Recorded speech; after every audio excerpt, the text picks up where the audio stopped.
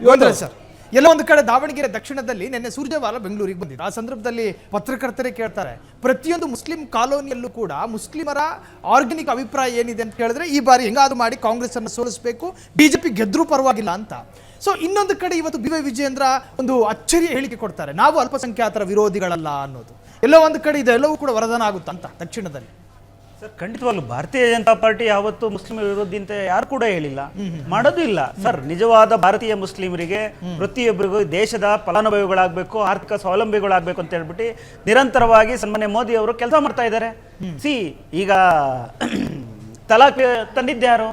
So Muslim ಮಹಿಳೆಯರಿಗೆ ಒಳ್ಳೇದಾಗಬೇಕು, ಅವ್ರಿಗೆ ತಲಾಕ್ ಅಂತ ಹೇಳ್ಬಿಟ್ಟು ಮುಂದೆ ಹೋಗ್ತಿದ್ದಾರೆ. ಅದನ್ನೆಲ್ಲ ಮಹಿಳೆಯರೆಲ್ಲ ಒಂದು ಕಡೆ ಒಂದು ಸ್ವಾವಲಂಬಿ ಬದುಕನ್ನು ಕಂಡುಕೊಳಕ್ಕೆ ಆಗ್ತಾ ಇರಲಿಲ್ಲ. ಆ ಒಂದು ದೇಶಸ್ಕರ ತಂದಿದ್ದಾನೆ. ಹೆಣ್ಮಕ್ಳಿಗೆ ಅನುಕೂಲ ಆಗಿದೆಯಲ್ಲ ತಲಾಕ್ ಒಂದು ಕಾನೂನು ಕಾಯ್ದೆ ತಂದಿರೋದ್ರಿಂದ. ಇವತ್ತು ಸ್ನೇಹಿತರು ಹೇಳ್ತಾ ಇದ್ರು ಕಾಂಗ್ರೆಸ್ನ ವಕ್ತಾರರು, ಇವತ್ತು ಚೆಕ್ಕಿಂದ ಎಲ್ಲ ತಗೊಂಡವರು ಅಂತ. ಸ್ವಾಮಿ, ವಾಲ್ಮೀಕಿ ಅಭಿವೃದ್ಧಿ, ಹಿಂದುಳಿದ ವರ್ಗದ ST ಸಮುದಾಯದ ಅಭಿವೃದ್ಧಿಗೆ ಇಟ್ಟಿದ್ದಂತ 189 ಕೋಟಿಯನ್ನ ನೀವು ಚೆಕ್ ಬರ್ಕೊಳ್ಳಿ, ಡೈರೆಕ್ಟ್ ಖಜಾನೆಯಿಂದ ನೀವು ಬೇಕಾದವರಿಗೆ ಹಣವನ್ನ ಟ್ರಾನ್ಸ್ಫರ್ ಮಾಡ್ಕೊಂತೀರ ಅಂತಂದ್ರೆ ಕಾಂಗ್ರೆಸ್ಗೆ ಯಾವ ನೈತಿಕತೆ ಇಟ್ಕೊಂಡಿದ್ದಾರೆ? ಇದೇ ರಮೇಶ್ ಕುಮಾರ್ ಅವರು ಹೇಳ್ತಾ ಇದ್ರು, ಇವಾಗ ಸತ್ಯ ಆಗಿದೆ.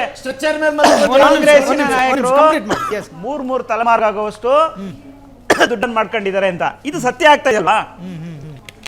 ಈ ರೀತಿಯ ಕಾಂಗ್ರೆಸ್ಸಿನ ಒಂದು ದುರಾಡಳಿತ ಇವತ್ತಿನಿಂದಲ್ಲ ಸರ್, ಕಳೆದ 60-65 ವರ್ಷಗಳಿಂದ ಈ ದೇಶವನ್ನು ಲೂಟಿ ಹೊಡೆದಿ ತನ್ನ ಕುಟುಂಬ ಚೆನ್ನಾಗಿರ್ಬೇಕು, ತಮ್ಮ ಖಾನ್ದಾನ ಚೆನ್ನಾಗಿರ್ಬೇಕು ಅಂತ ಹೇಳ್ಬಿಟ್ಟು ಹಣವನ್ನ ಲೂಟಿ ಮಾಡ್ಕೊಂಡು ಕುಟುಂಬ ಬೆಳೆಸ್ಕೊಂಡು ಆಸ್ತಿ ಮಾಡ್ಕೊಂಡು ಬಂದಂತರು ಕಾಂಗ್ರೆಸ್ನವರು. ಇವತ್ತು ದಾವಣಗೆರೆ ವಿಚಾರವಾಗಿ ಸರ್, ಅಲ್ಲಿನ ಮುಸ್ಲಿಂ ನಾಯಕರುಗಳೇ ಏನು ಸಾದಿಕ್ ಪೈಲ್ವಾನ್ನ ನಂಬ್ಕೊಂಡಿದ್ರು ಮುಸ್ಲಿಂ ಮತದಾರರು. ನಮ್ಮ ಏನನ್ನ ಮಾಡಿ ಸರಿ ಗೆಲ್ಸ್ಕೊಬೇಕು ಸಾದಿಕ್ ಪೈಲ್ವಾನ್ನ ಅಂತಾನೆ ಅವನು ಮಕ್ಕಳೇ ಮಲ್ಕೊಂಡ್ಬಿಟ್ಟಾರೆ ಸಾದಿಕ್ ಪೈಲ್ವಾನು ಕೂಡ. ಯಾಕೆಂದ್ರೆ ಇವತ್ತೆಲ್ಲೋ ರಾತ್ರಿ ಕರ್ಕೊಂಡೋಗಿ ಇವತ್ತು ಸಾದಿಕ್ ಪೈಲ್ವಾನ್ನ ಬುಕ್ ಮಾಡೋದ್ರಂತ ಅವ್ರದೇ ನಾಯಕರುಗಳು, ಯಾವುದೇ ಮುಸ್ಲಿಂನ ಮಸೀದಿ ಇರ್ತಕ್ಕಂಥ ನಾಯಕರುಗಳು ಹೇಳ್ತಾ ಇದ್ದಾರೆ, ಇವತ್ತು ಸಾದಿಕ್ ಪೈಲ್ವಾನ್ ನಂಬ್ಕೊಂಡಿದ್ದಕ್ಕೆ ನಮ್ಗೆ ಅನ್ಯಾಯ ಆಯ್ತು, ಇವತ್ತು ಇವನಿಗೆಲ್ಲ ಇವರಿಗೆ ಸಪೋರ್ಟ್ ಮಾಡಿದ್ರಿಂದ ಎಲ್ಲ ಒಂದ್ ಕಡೆ ಅವಮಾನ ಆಯ್ತು ಮುಸ್ಲಿಂ ಸಮುದಾಯಕ್ಕೆ ಅಂತ ಹೇಳ್ಬಿಟ್ಟು ಇವತ್ತು ಇಡೀ ರಾಜ್ಯದಲ್ಲಿ ಮಾತಾಡ್ತಾ ಇದ್ದಾರೆ.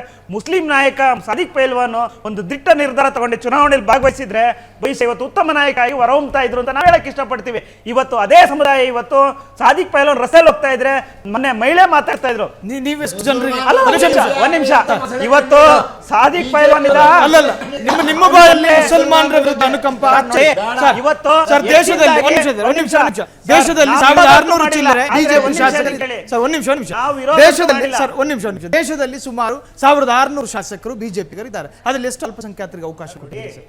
ಇವತ್ತು ಕಾಂಗ್ರೆಸ್ ಏನು ಮೊದ್ಲಿಂದಲೂ ಮುಸ್ಲಿಂ ನಾಯಕರುಗಳು ಇವತ್ತು ಕಾಂಗ್ರೆಸ್ಗೆ ನಂಬ್ಕೊಂಡು ಬಂದಂತರು. ಇವತ್ತು ಅನ್ಯಾಯ ಆಗಿರೋದು ಯಾರಿಗೆ?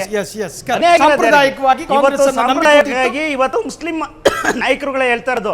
ಇವತ್ತು ಕೈ ಬಿಟ್ಟಿರ್ತಕ್ಕಂಥದ್ದು ಎಲ್ಲ ಲಾಭವನ್ನು ಪಡೆದಿದ್ದು ಕಾಂಗ್ರೆಸ್, ಆಯ್ತಾ? ಇವತ್ತು ಅವರು ಕೂಡ ಮುಂದೆ ಖಂಡಿತವಾಗ್ಲೂ ಎಲ್ಲ ಅನುಕೂಲಗಳು ಸಮುದಾಯಕ್ಕೆ ಸಿಕ್ಕೇ ಸಿಗುತ್ತೆ ಅಲ್ವಾ? ಈ ಬಾರಿ ಖಂಡಿತವಾಗ್ಲೂ ಅಲ್ಲಿನ ಯುವಕರು ಇರ್ಬೋದು, ಮತ್ತೆ ಹಿರಿಯ ನಾಯಕರುಗಳು ಇರ್ಬೋದು, ಎಲ್ಲರೂ ಕೂಡ ಭಾರತೀಯ ಜನತಾ ಪಾರ್ಟಿಗೆ ಸೇರ್ಪಡೆ ಆಗ್ತಾ ಇದೆ ಸರ್. ಇಡೀ ನಾಟ್ ಓನ್ಲಿ ಇನ್ ಕರ್ನಾಟಕ, ನೀವು ದೇಶದ ಯಾವುದೇ ಮೂಲೆ ಉತ್ತರ ಪ್ರದೇಶದಲ್ಲಿ ಸರ್ ಸುಮಾರು 19 ಸೀಟು MP ಗಳು ಮುಸ್ಲಿಂ ಪ್ರಾಬಲ್ಯ ಉಳ್ಳ ಸ್ಥಳಗಳಲ್ಲಿ 19 ಸೀಟು ಇವತ್ತು MP ಗಳು ಗೆದ್ದಿದ್ದಾರೆ. ಅವರು ಮತವನ್ನು ಕೊಟ್ಟಿದ್ರಿಂದಲ್ವಾ? ಅದೇ ರೀತಿ ಕೂಡ ದಾವಣಗೆರೆಯಲ್ಲಿ ಒಂದು ಮಿರಾಕಲ್ಲೇ ಆಗುತ್ತೆ. ಯಾಕೆಂದ್ರೆ ಕಾಂಗ್ರೆಸ್ನವರು ಇವತ್ತು ಸತ್ತ ರೀತಿಯಲ್ಲಿ ಅವರು ಹೇಳೋದು ಬಿಜೆಪಿ ಅದ್ರ ಜೊತೆಯಲ್ಲಿ ಒಂದ್ ನಿಮಿಷ, ಅದ್ರ ಜೊತೆಯಲ್ಲಿ ಇವತ್ತು ಕುರ್ಚಿ ಗಲಾಟೆ ನಡೀತಾ ಇದೆ ರಾಜ್ಯದಲ್ಲಿ. DK ಶಿವಕುಮಾರ್ 2 ವರ್ಷ ಆಗ್ಬೇಕು ಅಂತ ಹೇಳ್ಬಿಟ್ಟು ಇವತ್ತು ಕುರ್ಚಿ ಗಲಾಟೆ ಇತ್ತು. ಅದಕ್ಕೂ ಕೂಡ ಇವತ್ತು ಪರಮೇಶ್ವರ್ ಅವರು ಎಳ್ಳು ನೀರು ಬಿಟ್ಟಿದ್ದಾರೆ. ಮುಂದಿನ 2 ವರ್ಷನೂ ಕೂಡ ಸಿದ್ದರಾಮಯ್ಯನವರು ಮುಖ್ಯಮಂತ್ರಿ ಆಗಿರ್ತಾರೆ, ಸಿದ್ದರಾಮಯ್ಯನವರೇ ಮುಖ್ಯಮಂತ್ರಿ ಆಗಿರ್ತಾರೆ. ಅಂದ್ರೆ ಬಿಜೆಪಿ ವಕ್ತಾರರು ಪ್ರತ್ಯೇಕವಾಗಿ ಹೇಳ್ತಾ ಇದ್ರು, ಮುಸಲ್ಮಾನರಿಗೆ ತ್ರಿವಳಿ ತಲಾಖ್ ಹೆಣ್ಣು ಮಕ್ಕಳ ರಕ್ಷಣೆಗೋಸ್ಕರ ಬಿಜೆಪಿ ತಂತು, ವಕ್ಫ್ನಲ್ಲಿ ಒಂದು ಪಾರದರ್ಶಕತೆ ತಂತು. ಆದರೆ ಶಿಕ್ಷಣ ಮತ್ತು ಉದ್ಯೋಗ ಈ ವಿಚಾರದಲ್ಲಿ ಕೇಂದ್ರ ಸರ್ಕಾರ ಮುಸ್ಲಿಮರ ಪರ ಯಾವುದೇ ಅನುಕಂಪ ತೋರಲಿಲ್ಲ. ತಲಾಖು ಮತ್ತು ಉದ್ಯೋಗ ಶಿಕ್ಷಣದಲ್ಲಿ ಪಾರದರ್ಶಕತೆ ತಂದಿಲ್ಲ. ಸಾಚಾರ್ ಅವ್ರ ವರದಿ ತಾಕತ್ತು ದಮ್ಮಿದ್ರೆ ಸಾಚಾರ್ ಅವ್ರ ವರದಿನ ಜಾರಿಗೆ ತರ ಕೇಳಿ. ಇವ್ರಿಗೆ ದಮ್ಮು ತಾಕತ್ತು. ಮುಸಲ್ಮಾನರ ಬಗ್ಗೆ ಮೊಸಳೆ ಕಂಡಿದೆ ಸುತ್ತೋದ್ ಬೇಡ. ಮಾತೆತ್ತಿದ್ರೆ ಒಡಿ ಬಡಿ ತ್ರಿಶೂಲ ಈಟಿ ಚಾಕು ಆಮೇಲೆ ಶಲ್ಯಗಳು ಹಾಕೊಂಡು ಅವ್ರ ಮನೆ ಬಾಗಿಲಿಗೆ ಹೋಗಿ ತಲೆ ಕಡ್ದಾಕು ನಾಳಿಗೆ ಕತ್ತರಿಸಾಕು. ಪಾಕಿಸ್ತಾನ ಮುಸಲ್ಮಾನ ಅನ್ನೋರು ಇವರು ಮೊಸಳೆ ಕಣ್ಣೀರು. ಇವರು ನಿಮಗೆ ಪಾಕಿಸ್ತಾನ ಬಿಜೆಪಿ ಅವರು ಇದೆ, ಮುಸಲ್ಮಾನರ ಬಗ್ಗೆ ಮೊಸಳೆ ಕಣ್ಣೀರು. ಒಂದ್ ನಿಮಿಷ ಆಯ್ತು ಸರ್, ಎಷ್ಟು ಜನ ಬಿಡ್ರಿ ಆಯ್ತು ನೀವು ಏನ್ ಸರ್ ಇವರು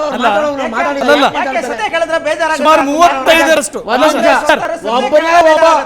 ಒಬ್ಬನೇ ಒಬ್ಬ ಬಿಜೆಪಿ ಅವರು MP ಟಿಕೆಟ್ ಕೊಟ್ಟಿಲ್ಲ, ರಾಜ್ಯಸಭಾ ಮೆಂಬರ್ ಮಾಡಿಲ್ಲ, ಒಬ್ಬ MLA ಬಿಜೆಪಿ ಅವರು ಮುಸ್ಲಿಂ ಜನ ಇವರು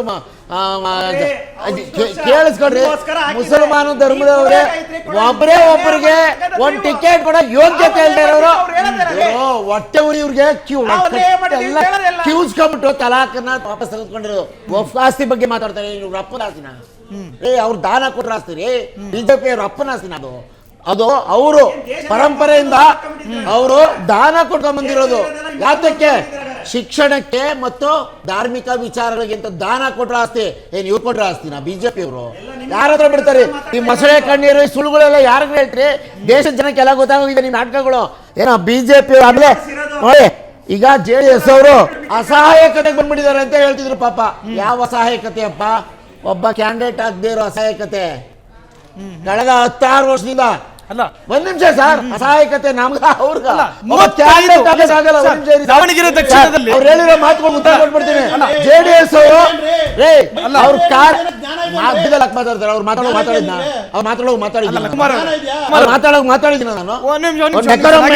JDS ಅವರು ನಿಮಿಷ ಸರ್ ಕಂಪ್ಲೀಟ್ ಮಾಡ್ಬಿಡ್ತೀನಿ. ಅವ್ರು ಹೇಳಿದ ಉತ್ತರ ಕೊಟ್ಬಿಡ್ತೇನೆ. ಆಯ್ತು ಸ್ವಾಮಿ, 2,80,000 ಉದ್ಯೋಗ ಸೃಷ್ಟಿ ಮಾಡಿ 52,600 ಉದ್ಯೋಗ ಸೃಷ್ಟಿ ಮಾಡೋದಕ್ಕೆ ಈಗಾಗಲೇ ಅಸೆಂಬ್ಲಿಯಲ್ಲಿ ಉತ್ತರ ಕೊಡಲಾಗಿದೆ, ಕ್ಯಾಬಿನೆಟ್ ಡಿಸಿಷನ್ ತಗೊಂಡಾಗಿದೆ. ಕುತ್ಕೊಳ್ರಿ ಸುಮ್ಮನೆ. ಈಗ ಉಪಚುನಾವಣೆ ನಡೀತಾ ಇದೆ, ಕರೆಯಕ್ಕಾಗತ್ತೆ ಅರ್ಧಿ? ಏನ್ ಮಾತಾಡ್ತಾರೆ ಇವರು ಡ್ರಾಮಾಗಳು? ಇವ್ರು ನೋಡಿ, ಜನರು ಅರ್ಥ ಮಾಡ್ತಾರೆ, JDS ಅರ್ಥ ಮಾಡ್ತಾರೆ. ಒಂದು ಕ್ಯಾಂಡಿಡೇಟ್ ಹಾಕಕ್ಕಾಗಿರೋ ಅಸಹಾಯಕತೆ, ಅಸಮರ್ಥರವರು ನಾವು ಮಾತಾಡೋದಿರ್ಬೇಕು ನೋಡಿ. JDS ನ ಕಾರ್ಯಕರ್ತರು ಅರ್ಥ ಮಾಡ್ಕೊಳ್ಳಿ, ಇವರ ಅಪ್ಪ ಮಕ್ಕಳು ನಿಮ್ಮ ಜಾತ್ಯತೀತ ಮನೋಭಾವವನ್ನ, ರೈತ ಚಟುವಟಿಕೆಯ ಚಳುವಳಿಯಲ್ಲಿದ್ದಂತ ಕಾರ್ಯಕರ್ತರು, ಇನ್ನು ಮುಂದೆ ನೀವ್ಯಾರು ಆ ಪಕ್ಷದಲ್ಲಿ ನಿಮ್ಮನ್ನು ಗುರುತಿಸ್ಕೊಂಡ್ರೆ ನಿಮ್ಮ ಮನೆ ಮಠ ನಾಶ ಆಗುತ್ತೆ. ಏನಿದ್ರು ಜಾತ್ಯತೀತ ಮನೋಭಾವ, ರೈತರ ಪರವಾಗಿರೋ ಕಾಂಗ್ರೆಸ್ ಪಕ್ಷಕ್ಕೆ ಸೇರ್ಕೊಳ್ಳಿ. ಮೊದಲು ಇವರು JDSಗೆ ಕಾಂಗ್ರೆಸ್, JDS ಅವರು ಬಿಜೆಪಿಗೆ ಮಾರಾಟ ಆಗ್ಬಿಟ್ಟಿದ್ದಾರೆ. ಬಿಜೆಪಿ ಅವರು ಮಾರಾಟ ಆಗ್ಬಿಟ್ಟಿದ್ದಾರೆ. JDS ಅವರು ಮಾತಾಡ್ತಾರೆ ಕರ್ನಾಟಕದಲ್ಲಿ. ಆಯ್ತು, ಬರೀ 780 ಕೋಟಿ ತಗೊಂಡ್ಬಂದ್ಬಿಟ್ಟು ಕೇಂದ್ರದ ಮಂತ್ರಿ ಉತ್ತರ 780 ಕೋಟಿ. ಕುಮಾರ್, ಒಂದ್ ನಿಮಿಷ. ಅಪ್ಪ ಮಗ ಪ್ರತಿನಿಧಿಸುವ JDS ಪಕ್ಷದಲ್ಲಿ ಕಾರ್ಯಕರ್ತರು ಮುಂದುವರೆದ್ರೆ ಅದು ಅಪಾಯ ಅಂತ ಹೇಳ್ತಾರೆ ಸರ್.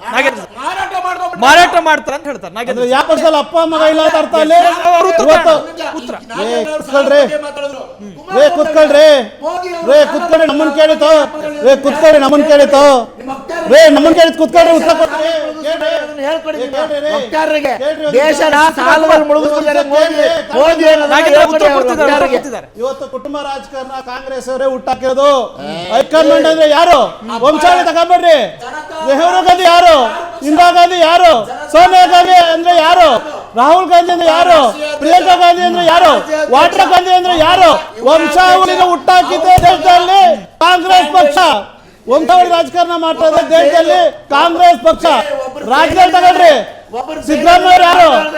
ಡಾಕ್ಟರ್ ಎಚ್ ಯಾರು? ಮಲ್ಲಿಕಾರ್ಜುನ ಯಾರು? ಪ್ರಿಯಾಂಕಾ ಖರ್ಗೆ ಯಾರು? ಮಲ್ಲಿಕಾರ್ಜುನ ಖರ್ಗೆ ಯಾರು? ಎಸ್ ಮಲ್ಲಿಕಾರ್ಜುನ ಯಾರು?